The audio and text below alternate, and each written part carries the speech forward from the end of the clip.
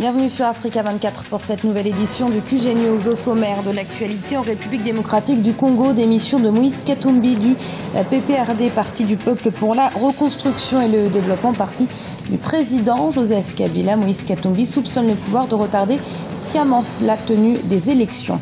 Regain de violence en Centrafrique, une réunion extraordinaire des pays de l'Afrique des Grands Lacs a été organisée pour évoquer la situation actuelle de ce pays d'Afrique centrale. Et retour sur les 8 OMD définis en 2000 et sur le parcours impressionnant du Rwanda qui fait figure de bon élève quant à l'atteinte de ses objectifs. Nouveau départ au sein du Parti du peuple pour la reconstruction et le développement PPRD, parti du président congolais Joseph Kabila. Moïse Katumbi a démissionné ce mardi 29 septembre. L'ancien gouverneur de l'ex-province du Katanga a annoncé son départ sur son compte Twitter. Reportage de notre correspondant Jacques Ambouka. Moïse Katumbi a démissionné du Parti du peuple pour la reconstruction et la démocratie, PPRD, parti au pouvoir. Cette démission a été annoncée ce mardi 29 septembre. L'ancien gouverneur de la province du Katanga considère qu'il y a une volonté manifeste au sein de la majorité présidentielle de retarder la tenue des prochaines élections. Aujourd'hui, j'ai informé le secrétaire général du parti de ma démission du Parti du peuple pour la reconstruction et la démocratie.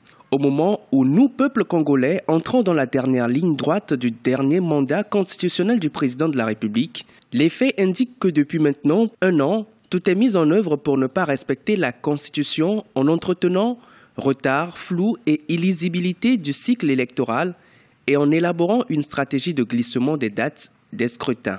La démission de Moïse Katumbi du parti au pouvoir n'est pas la première en l'espace d'1 mois. Le 14 septembre, un groupe de personnalités dénommé G7 avait adressé une lettre ouverte au président de la République lui demandant de respecter la Constitution en affichant clairement sa volonté de ne plus se représenter pour un 3e mandat.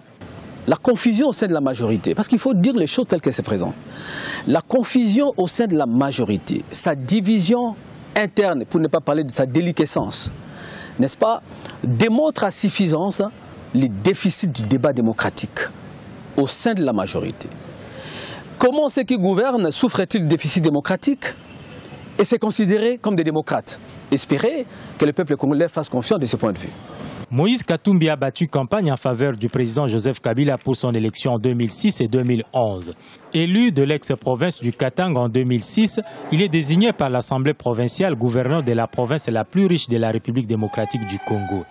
Les relations entre Moïse Katumbi et le parti présidentiel se sont dégradées depuis 2014 quand celui-ci s'est affiché contre la modification de la Constitution pouvant accorder un 3e mandat au président Kabila. En quittant le PPRD, Moïse Katumbi quitte aussi le gouvernorat de la nouvelle province du Haut-Katanga.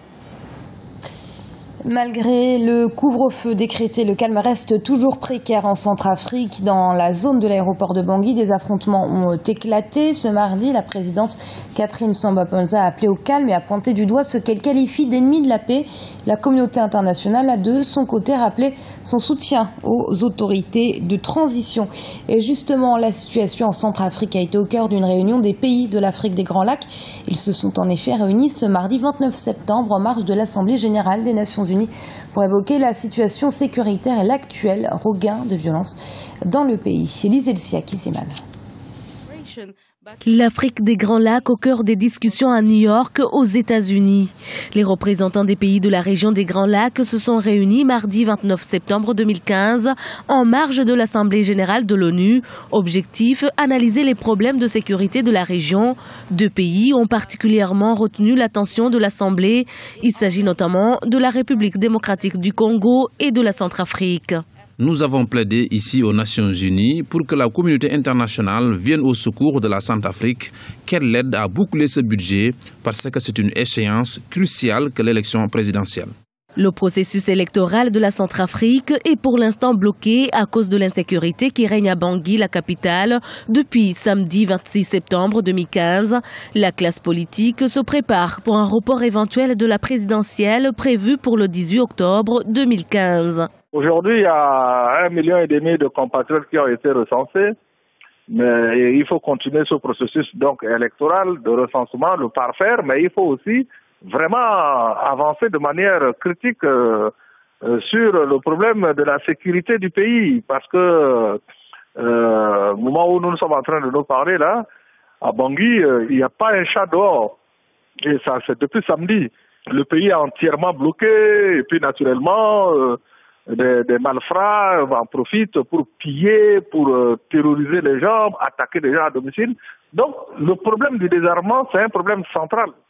Je ne vois pas comment on peut avoir des élections et un processus électoral qui puisse être fiable et vraiment apaisé si un pas n'est pas fait dans le désarmement. Sur le terrain, la nuit de mardi 29 septembre a été plutôt calme, mais ce mercredi, la situation reste tendue. Depuis samedi, les violences interreligieuses ont fait 36 morts et 27 000 Banguissois qui se sont réfugiés dans des camps près de l'aéroport où sont basées les forces des Nations Unies. Un accord signé au mois de décembre entre Niamey et Alger prévoit d'expulser les Nigériens en situation irrégulière. Les opérations qui avaient commencé quelques semaines après la signature de cet accord ont repris ce 29 septembre en Algérie. Au total, 1000 personnes vont être ramenées jusqu'au nord du Niger et ce, en quelques jours. Alors que la récente Assemblée générale de l'ONU a défini 17 nouveaux objectifs de développement durable, en 2000, 8 OMD avaient été fixés pour être atteints en 2015. 15 ans après, le Rwanda est l'un des rares pays du continent à avoir respecté ces différents engagements. Reportage de notre correspondant Olivier Jacoto. Le Rwanda est l'un des rares pays en Afrique ayant atteint presque tous les objectifs du millénaire pour le développement, selon la représentation des Nations Unies chargée de cette question dans le pays. Par exemple, en ce qui concerne le genre, le Parlement rwandais compte près de 64% de femmes en son sein. Plus de 80% de la population se soigne grâce à l'adhésion aux mutuelles de santé. De 2000 à 2015, selon les autorités rwandaises, le seuil de pauvreté a été réduit de 60 à 30%. C'est une fierté de savoir que le Rwanda fait partie des 5 pays de notre continent qui ont fait des efforts pour atteindre les objectifs du millénaire pour le développement. Nous saluons le leadership de vos dirigeants et leur implication personnelle. Cette performance fera sûrement de votre pays l'un des acteurs majeurs pour la réussite des nouveaux défis mondiaux. La population juvénile est estimée à 78% au Rwanda. Près de 14% des jeunes diplômés sont au chômage. Le sous-emploi affecte 65% de cette jeunesse, selon les autorités. Mais des mesures idoines sont en cours d'expérimentation pour offrir une vie meilleure aux jeunes Rwandais. Vous savez, notre gouvernement envisage désormais de créer 2000 emplois non agricoles par an jusqu'en 2020. Ce rêve se réalisera si et seulement si il y a une bonne collaboration avec le secteur privé. Vous jeunes avez le devoir de vous associer et d'élaborer des projets pour obtenir des financements. C'est par l'entrepreneuriat que la problématique du chômage dans votre milieu sera réglée peu à peu.